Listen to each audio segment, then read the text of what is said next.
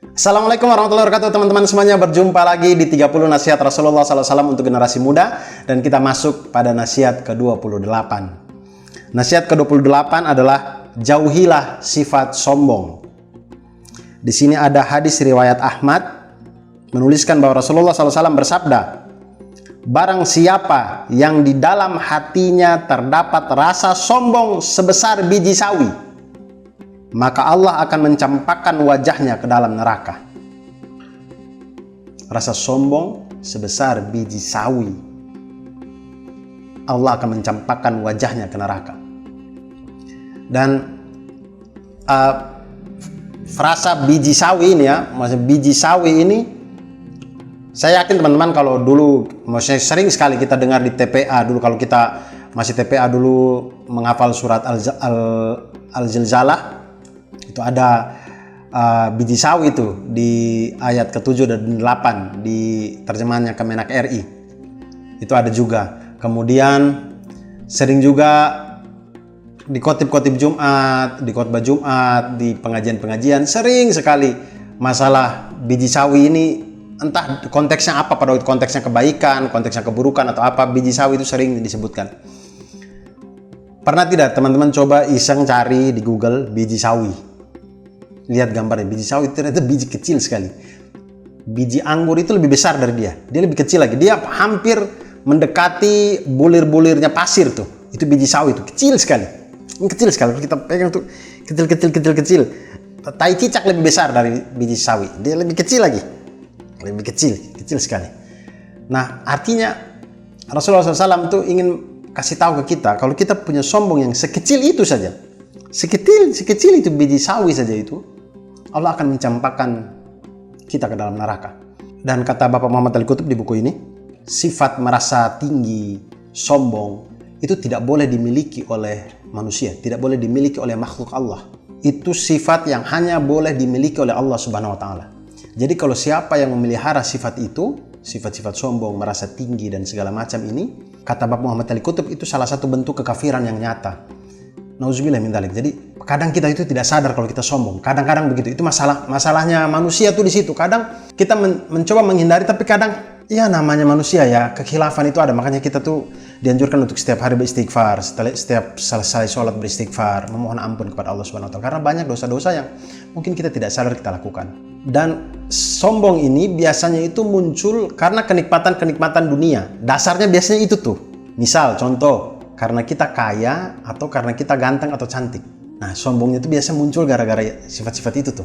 Maksudnya bukan sifat, muncul karena kenikmatan-kenikmatan itu. Nah, jadi kalau saya berpikir ya, apa lagi kita yang muka jelek, yang lebih kayak busuk begini ya, sudah muka jelek, kemudian miskin, kemudian sombong. Buat apa? Kenikmatan dunia tidak dapat, mati masuk neraka. Kena combo itu namanya. Di dunia tidak dapat apa-apa, mati masuk neraka. Jadi ya bukan berarti kalau kita punya kenikmatan dunia, entah kaya, entah terkenal, entah cantik, entah ganteng, kemudian kita boleh sombong. Bukan. Tapi paling tidak, kalau yang punya kenikmatan dunia saja dilarang untuk sombong, lalu kalau kita yang tidak punya kenikmatan dunia, apa yang mau kita sombongkan gitu? Merendah diri di hadapan Allah, selalu tanamkan dalam diri bahwa kita ini tidak ada apa-apanya kalau bukan karena Allah Subhanahu wa Ta'ala.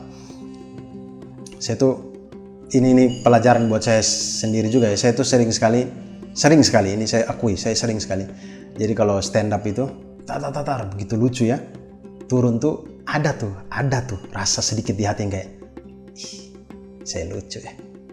Itu tuh saya tuh begitu tiba-tiba sadar tuh saya langsung astagfirullahaladzim, jangan begitu, saya buang jauh-jauh tuh. Karena tidak boleh begitu, tidak boleh, itu sombong, itu maksudnya sombong itu merasa diri bahwa oh jadi gara-gara kamu kamu bisa lucu di panggung. Itu bukan karena seorang Abdur, bukan karena dia nulis materi dia bisa lucu di panggung.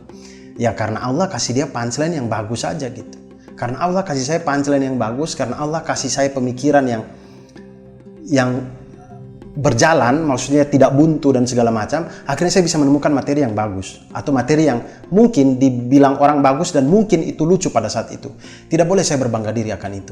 Masa waktu mau naik gugup doa penuh mulut, Rabbi syrah li sadri wa yassir li amri wahlul 'uqdatam min lisani yafqahu qawli, doa terus. Begitu pecah turun, Bahkan kata alhamdulillah juga tidak disebutkan oleh mulut.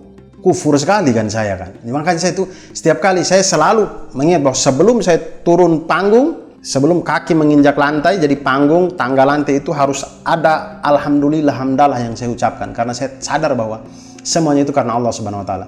Seandainya saya di panggung itu, dalam buat video ini misalkan ya, kemudian Allah membengkokkan satu saraf saya di otak saja, lumpuh saya di sini. Tidak bisa apa-apa, tidak bisa berbicara, tidak bisa apa-apa. Semuanya karena Allah Subhanahu Wa Taala, teman-teman. Jadi apa sih yang mau kita sombongkan di dunia ini? Apa sih? Semuanya milik Allah, semuanya, teman-teman.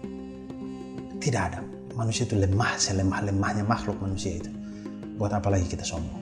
Bahkan Nabi Sulaiman alaihissalam, manusia, menurut saya kayaknya ya, satu-satunya manusia di dunia ini yang diberi kerajaan terbesar sepanjang sejarah manusia. Kerajaannya Nabi Sulaiman alaihissalam itu kerajaan meliputi seluruh bumi ini. Tidak ada yang tidak dibawa kekuasaannya Nabi Sulaiman alaihissalam. Bahkan jin juga dibawa kekuasaannya Nabi Sulaiman alaihissalam. Bahkan Nabi Sulaiman yang diberikan kenikmatan sebanyak itu saja, ketika ditanya masalah kenikmatan itu, Nabi Sulaiman alaihissalam menjawab bahwa itu hanya ujian untuk dia. Apakah dia termasuk orang yang bersyukur atau orang yang kufur nikmat. Nabi Sulaiman dikasih kerajaan satu bumi ini masih bilang begitu.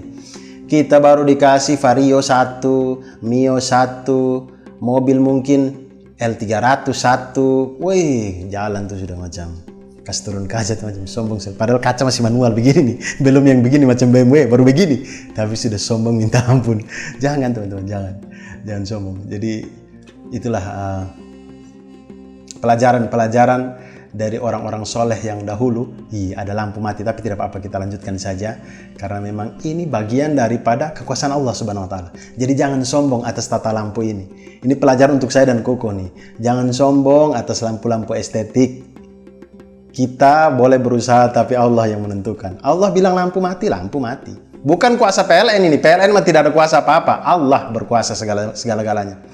Nah itu ya teman-teman. Jadi semoga Allah Subhanahu Wa Taala menjaga hati kita, selalu mengingatkan kita ketika kita tersilap untuk dosa-dosa yang kita mungkin tidak sadar. Semoga Allah Subhanahu Wa Taala selalu mengingatkan kita sehingga kita selalu beristighfar dan segala macamnya.